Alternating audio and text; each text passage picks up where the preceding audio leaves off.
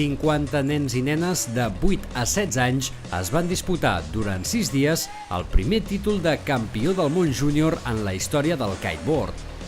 El PKRA Freestyle Junior Campionat del Món de Kiteboard es va disputar a Sant Pere Pescador i va ser el primer esdeveniment d'aquest tipus en tota la història de la Professional Kiteboard Riders Association, que va reunir les millors promeses mundials d'aquest espectacular esport, que es van disputar el títol de campió del món júnior tant en categoria masculina com femenina.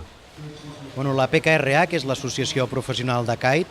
estava veient que estaven entrant molts corredors joves en el campionat professional i això era incompatible per un tema d'edats i de seguretat. Llavors se'ls hi va ocórrer començar a fer una prova especialitzada a campionat únic amb nanos amb edats entre 8 i 16 anys.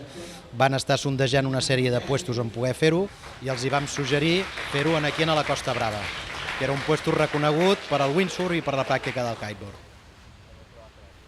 El campionat va permetre veure les evolucions de nois i noies d'entre 8 i 16 anys de països com Alemanya, França, Regne Unit, Holanda, Mèxic, Xina o Brasil, a més d'una nodrida representació catalana amb promeses com Iñaki Gainza, de Roses, Noé Font, d'Empúria Brava o Gala Eres, de Castelldefels, jove promesa del kite que amb només 13 anys vol emular els passos de Gisela Pulido, actual campiona del món de surf de vela.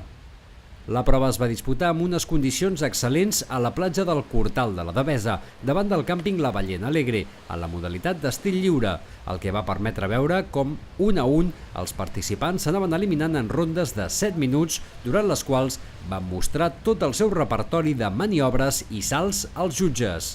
Sí, la setmana passada vaig estar a Itàlia, al Campionat del Món Absolut, entrenant per això, i ja volia fer pòdium i anar per al primer puesto.